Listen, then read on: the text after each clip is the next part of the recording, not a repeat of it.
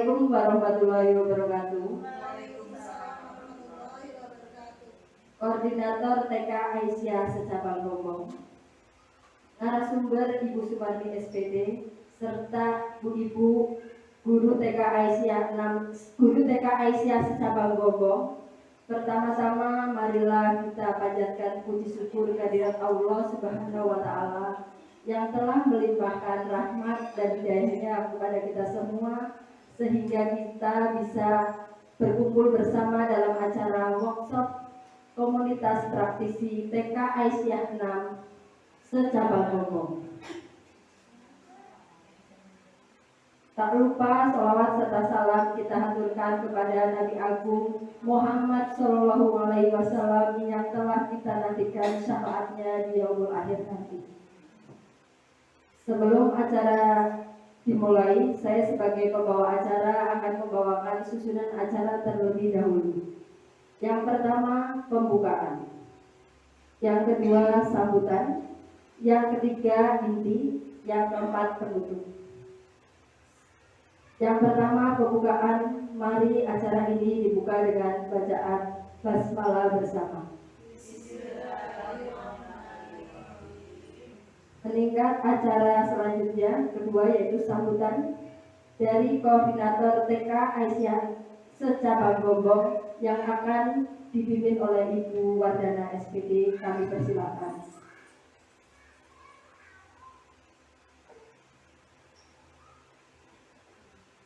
Assalamualaikum warahmatullahi wabarakatuh. Rabbi shrah li sadri wa yassir li amri wahlul 'uqdatam min lisani yafqahu qawli.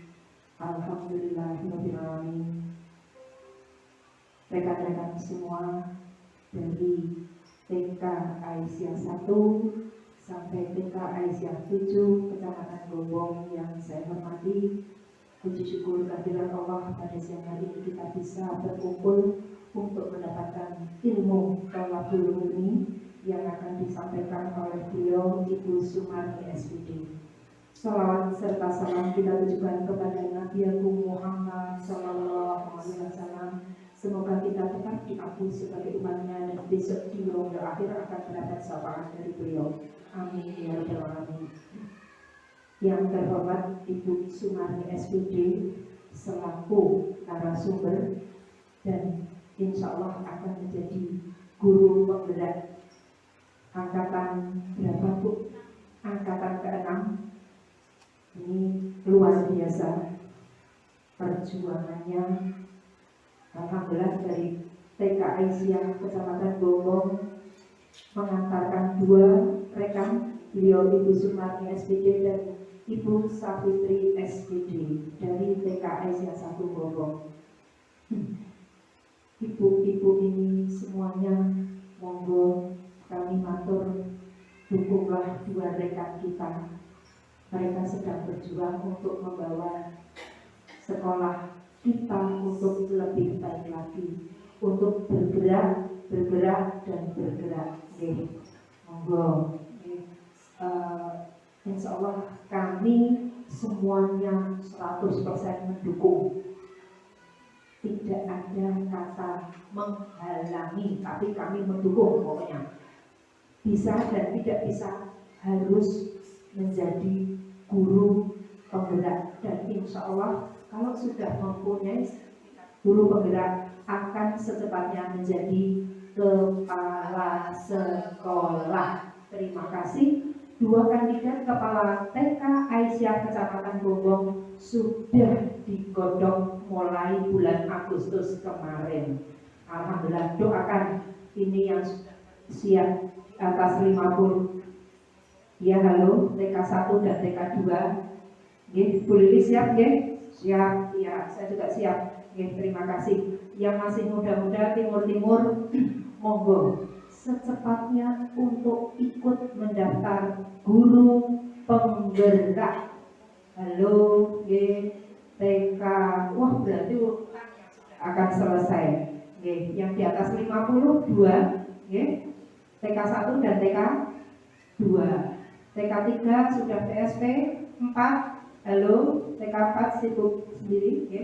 TK 4, TK 5, TK 6, TK 7, 4 rekan kita tahun depan harus ikut guru penggerak. Oke. Setuju. Oh, setuju Bu? Setuju. Loh, yang 4 menang kali buyang-buyu batine wis kakak-kawan nggih. Monggo Bu, masih muda, panjenengan kita bersama-sama tholabul ilmi. Wassalamualaikum warahmatullahi wabarakatuh.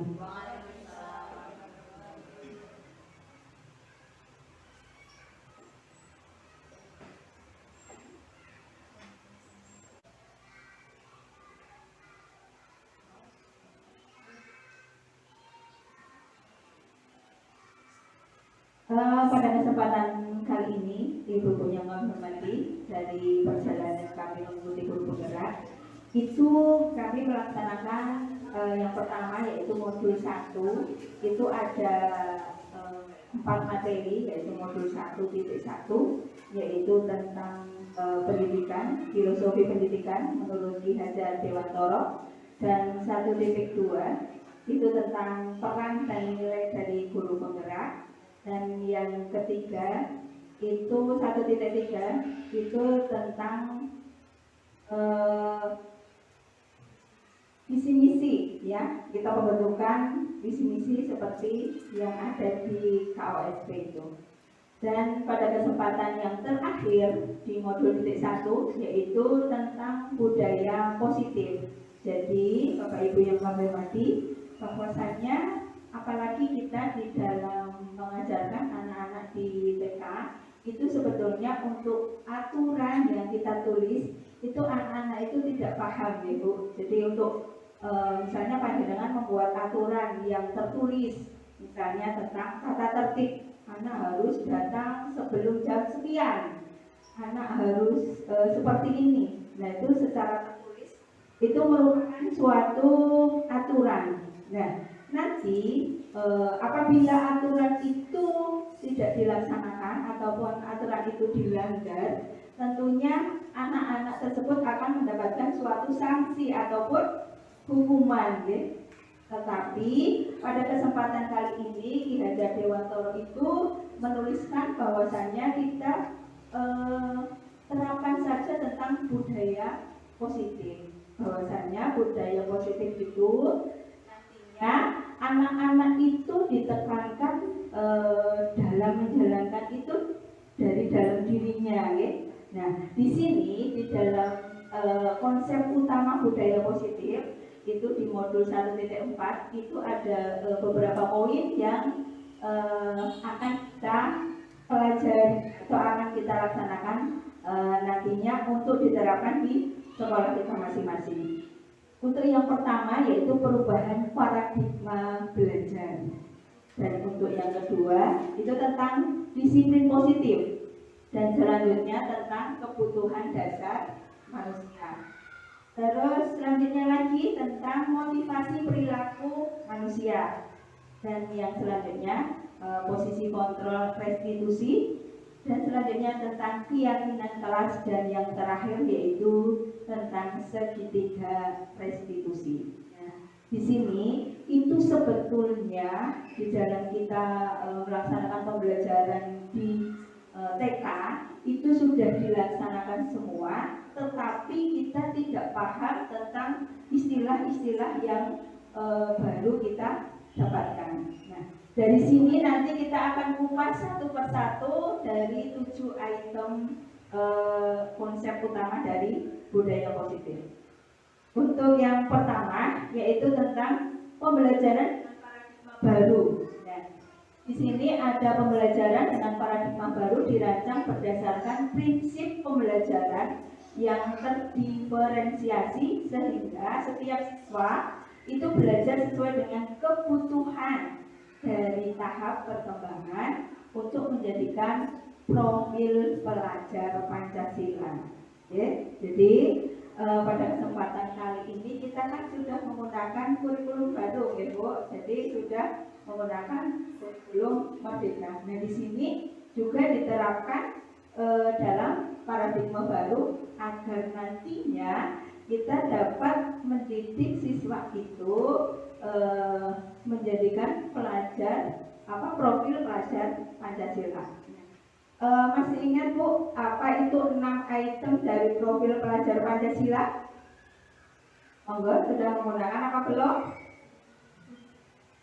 Masih ingat?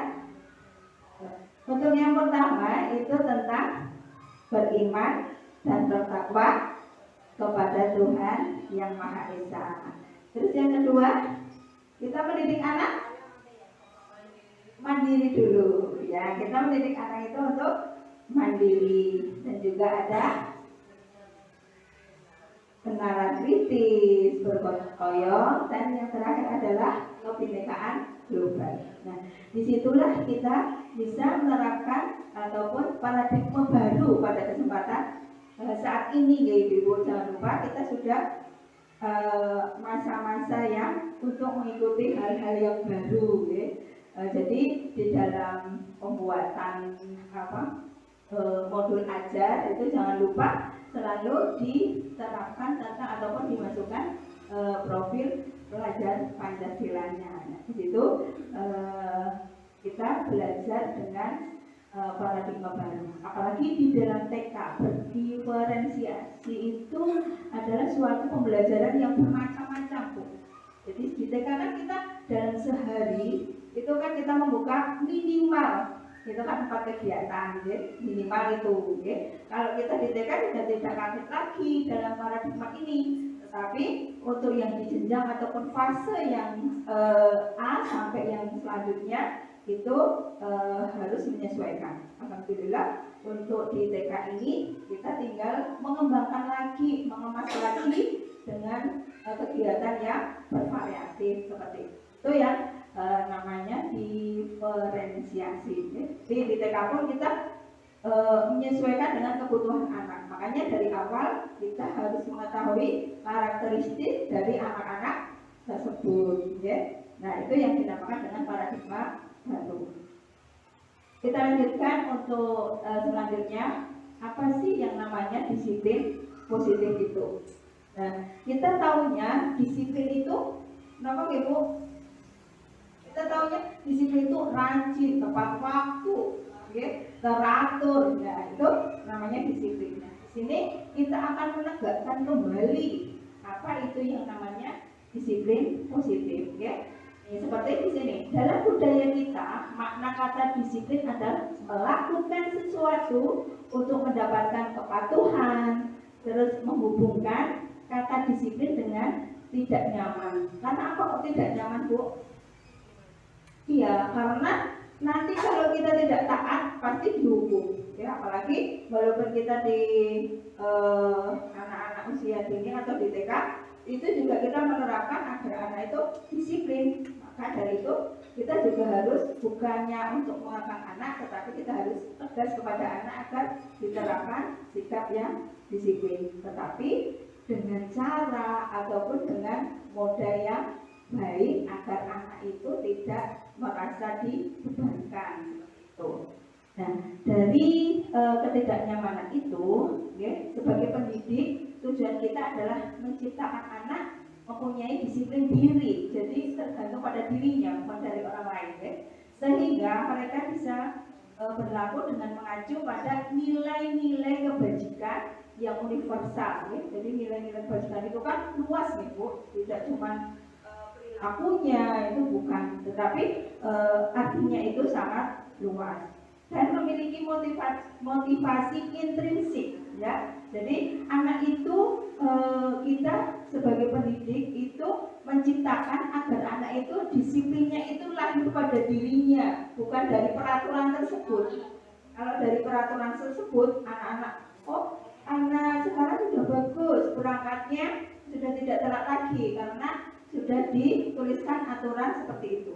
Tapi karena apa? Karena dia dibangunkan kan seorang tuanya, ayo bangun pagi deh, kita sekolah biar tidak terlambat. Nah, itu masih termasuk motivasi dari orang lain, ya, atau eksternal atau dari orang lain. Tetapi ini harus dari dirinya. Anak anak bangun pagi, ibu aku sudah bangun pagi, aku mau mandi, aku mau sekolah. Nah itu namanya lahir pada dirinya. Nah itu adalah sebagai guru kita harus memberikan motivasi ataupun memberikan disiplin positif yang lebih baik lagi. Nah, terus selanjutnya setelah guru memberikan kegiatan-kegiatan ataupun mengacu pada nilai-nilai kebajikan, ya, disiplin positif merupakan menumbuhkan kesadaran serta memberdayakan anak melakukan sesuatu tanpa sogokan atau boten usah dioprak-oprak jalan kuning. Jadi guru juga tidak, kalau besok tidak terlambat, kalau besok anak-anak itu disiplin belajarnya nanti dapat hadiah. Nah itu sebenarnya tidak bagus, Bu. Tidak menanamkan disiplin ataupun tidak menanamkan anak berbudaya positif. Nah, kita memberikan, besok dapat bintang, besok dapat hadiah apa. Nah itu sebetulnya itu kurang bagus untuk mendidik anak-anak agar bersikap ataupun melakukan disiplin positif seperti itu. Nah, maka dari itu nanti kita akan merubah bagaimana sih caranya kita menanamkan disiplin positif atau budaya positif kepada anak-anak kita agar nanti anak-anak itu mempunyai tanggung jawab sendiri-sendiri.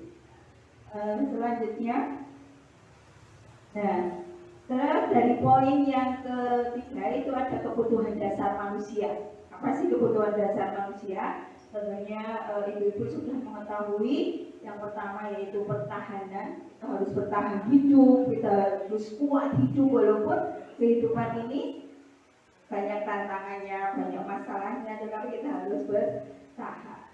Untuk yang selanjutnya yaitu kasih dan rasa sayang. Nah, kita harus memberikan motivasi, memberikan kasih sayang kepada anak-anak kita agar anak-anak kita itu dekat dengan kita. Nah dari situ nanti kita bisa menerapkan budaya positif dengan melalui hati, jadi nanti timbul pada dirinya sendiri. Terus selanjutnya yaitu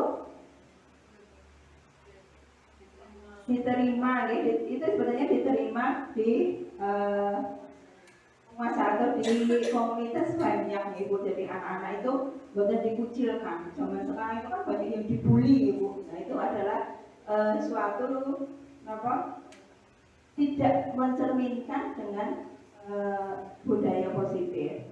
Terus anak juga harus diberikan kebebasan, Bu. Jadi di dalam belajar di sekolah pun kita harus memberikan kebebasan kepada anak. Kita sebagai guru harus memberikan kebebasan anak untuk memilih, tetapi kita sebagai guru cuma mengarahkan agar anak itu selalu ke hal-hal yang positif. Kebutuhan dasar manusia juga butuh kesenangan. Betul, Bu?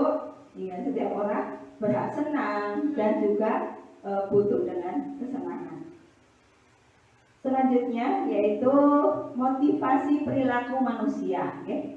Motivasi perilaku manusia merupakan suatu dorongan yang timbul pada diri manusia secara sadar atau tidak sadar untuk melakukan sesuatu tindakan dengan tujuan tertentu. Nah itu adalah motivasi. Tentunya ibu-ibu dalam bekerja punya motivasi. Nah itulah nantinya yang akan kita berikan kepada anak-anak. Yang pertama yaitu menghindari ketidaknyamanan dan hukum. Ibu-ibu, kita belajar untuk memberikan rasa nyaman kepada anak dan jangan menghukum. Misalnya, murid melakukan disiplin diri karena ia takut hukuman. Ini merupakan motivasi eksternal. Seperti tadi, jadi untuk hal yang ini kita kurangi, Ibu, kita mengurangi untuk menghukum anak-anak agar anak-anak itu merasa nyaman. Bentuk selanjutnya yaitu mendapatkan reward, penghargaan dari orang lain. Jadi murid melakukan disiplin diri karena ia ingin mendapatkan penghargaan. Nah ini merupakan motivasi eksternal, okay? Jadi ini kurang bagus, ya, di antara poin pertama dan yang kedua itu kurang bagus. Nah, Yang paling bagus adalah menanamkan anak menghargai nilai-nilai kebajikan diri. Nah, di situ murid melakukan disiplin dirinya karena dia sadar akan nilai-nilai kebajikan. Misalnya, oh iya, aku mau bangun pagi, aku akan mandi, nanti aku mau sekolah. Nanti sekolah nanti aku mau belajar dengan bu guru, aku mau belajar dengan teman-teman. Itu merupakan disiplin positif atau budaya positif yang ditanamkan pada diri anak yang merupakan dengan motivasi intrinsik atau motivasi dari dalam diri anak itu sendiri. Selanjutnya, nah, di dalam konsep utama budaya positif itu ada 5 posisi kontrol, Ibu, dan contoh penerapan dalam posisi kontrol. Kemarin kami dari pembelajaran juga mengadakan suatu kegiatan untuk memberikan solusi bagaimana sih agar nanti anak itu melanggar aturan tetapi tidak menyinggung, anak juga tidak merasa sakit hati, anak juga bisa merasa nyaman. Itu kita harus di posisi mana seperti itu, ya. Jadi misalnya ada kasus, ada salah satu siswa yang sudah 3 kali datang terlambat. Ya, TK kadang walaupun anak TK tapi jangan dibiasakan terlambat terus, Ibu. Kita harus menanamkan anak tetap memiliki budaya positif untuk berangkat pagi. Nah, di sini ada 5 posisi kontrol. Nanti panjenengan di posisi mana? Ya. Untuk yang pertama itu seorang guru itu melakukan kepada anak seperti ini, patuhi aturan sekolah, lalu suruh berdiri di depan kelas. Jadi sudah dimarahi, dihukum lagi di depan kelas. Bagaimana rasa seorang anak? Pasti diketawain lah, itulah nanti akan menciptakan anak itu minder, Ibu. Nah, kalau sudah minder dia akan trauma untuk sekolah. Nah, maka dari itu untuk menghukum saya kira untuk dikurangi lagi. Terus yang posisi kontrol yang kedua, membuat rasa bersalah. Nah, di situ kita mendekati kepada anak yang terlambat tadi. Kita tanya, berapa kali Bu Guru harus tahu kamu, ya? Bu Guru kecewa sama kamu. Sudah diperingatkan seperti itu. Nah, setelah diperingatkan seperti itu, otomatis anak pun akan merasa bersalah seperti itu. Terus untuk posisi kontrol yang ketiga itu guru sebagai teman. Nah, kita dekati anaknya, ayolah yang tertib, buat kamu guru bangga, kali ini kamu sudah tidak apa-apa, kamu salah. Nah, di sini anak tentunya nanti akan apa? Sudah ibu gurunya berbicaranya lembut, anak sudah, oh iya Bu, saya bersalah, bisa tidak akan mengulangi lagi, seperti itu. Nah, kemarin kami membuat video kecil tentang anak itu seperti itu, dan akhirnya anak pun bisa. Terus yang keempat itu guru sebagai pemantau, ya, jadi cuma didengar toge, kamu sudah melanggar apa peraturan dan konsekuensinya. Jadi dipanggil, kamu sudah melanggar apa peraturan dan konsekuensinya, misalnya, okay? Pada anaknya itu ditanya, dan anaknya pun nanti akan tahu konsekuensinya apa karena sudah melanggar peraturan, seperti itu. Terus yang terakhir yaitu sebagai manajer.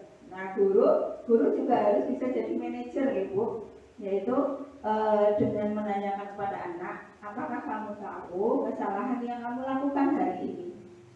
Terus kira-kira bagaimana kamu akan memperbaiki kesalahan ini? Jadi anak diajak berbicara, apakah anak itu bersalah atau tidak. Nah, di situ nanti anak akan ditanya lagi bagaimana cara memperbaiki. Jadi kalau manajer itu tidak terus menegaskan kamu maju di sini, kamu berdiri. Nah, itu bukan, tapi kita kesepakatan bersama dengan anak yang bersalah seperti di kasus ini. Terus untuk selanjutnya, nah, kesepakatan kelas. Nah, dari rangkaian tersebut, ya, tentunya ada aturan, ada budaya positif. Nah, di sini nanti guru pun akan melibatkan murid untuk membuat kesepakatan kelas. Jadi bisa nanti ditulis, ataupun anak-anak kan belum bisa menulis ya, nanti untuk memilih ini loh aturan yang kita buat bersama. Nanti anak-anak pilih yang mana, apakah aturannya. Seperti kalau di sekolah saya atau di kelas saya itu setiap mau baris Bu, setiap mau masuk kelas itu saya selalu diingatkan ya, nanti masuk kelas kaki kanan, kalau sudah masuk duduk yang rapi. Nah, setelah duduk yang rapi nanti untuk belajar tidak boleh jawil. Seperti itu, anak sudah terbiasa ataupun sudah hafal. Karena apa? Nanti kalau anak salah satu aja jawil kancane, nanti otomatis situasi ruangan itu akan gaduh. Nah, itulah di antara salah satu kesepakatan kelas yang kita buat. Selanjutnya, nah ini masih kesepakatan kami Bu. Nah, ini guru terlibat murid dalam membuat kesepakatan kelas. Jadi bisa berkelompok, ibu-ibu bisa berkelompok ataupun nanti bisa sendiri-sendiri ya, untuk memutuskan aturan kelas bersama.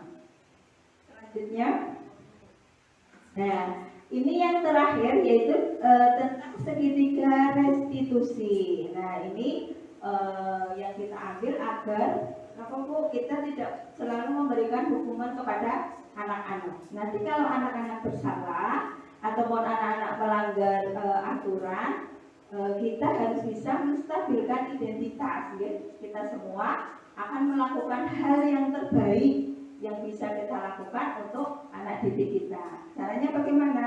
Nanti kalau anak melanggar otomatis bisa kita panggil, nanti diberikan pengertian. Tadi kamu kenapa datang terlambat? Kenapa kok misalnya jawabnya saya tidurnya kemalaman, gak ada yang bangunin. Kenapa kok tidurnya terlambat? Kenapa tidurnya kemalaman? Pokoknya nanti anak itu bisa memberikan solusi sendiri ya, Bu. Terus anak juga akan menerapkan tentang disiplin positif sendiri, bahwasanya tidak akan mengulangi hal tersebut ya.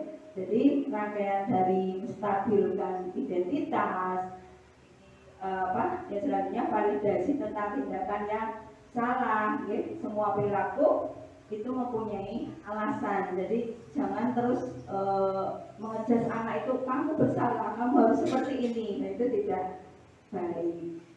Terus menanyakan keyakinan, memberi motivasi internal. Kenapa? Karena nonton TV misalnya. Nah, di situ kita sebagai guru memberikan motivasi, boleh nonton TV, jangan nggak boleh, anak kecil tidak boleh nonton TV, tidak seperti itu. Tetapi boleh menonton TV, tetapi harus tahu waktunya, jam 8 harus sudah bobo. Nah, itulah untuk segitiga restitusi. Nah, terima kasih sudah selesai tentang penyebaran ataupun memberikan workshop budaya positif kepada komunitas praktisi. Semoga apa yang saya sampaikan, apabila banyak kekurangan, banyak kesalahan, saya mohon maaf yang sebesar-besarnya. Dan nanti pun saya minta umpan balik kepada panjenengan apabila nanti dalam kegiatan ini kami abdi PNM, mohon nanti kita share di grup bersama-sama, nanti memberikan umpan balik agar nanti saya dalam melaksanakan bisa memperbaikinya. Mungkin itu yang bisa kami sampaikan. Kami akhiri. Wassalamualaikum warahmatullahi wabarakatuh.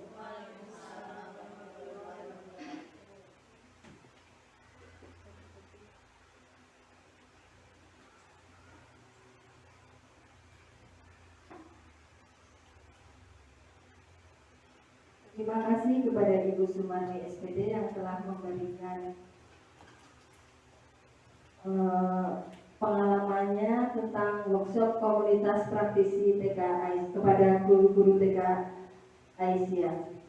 Peringkat acara selanjutnya yaitu penutup. Sebelum acara ditutup, apabila saya sebagai pembawa acara banyak kekurangannya, mohon maaf yang sebesar-besarnya. Mari acara kali ini ditutup dengan bacaan hamdalah bersama. Alhamdulillahirabbil alamin. Terima kasih kepada ibu-ibu atas rawuhnya. Wassalamualaikum warahmatullahi wabarakatuh.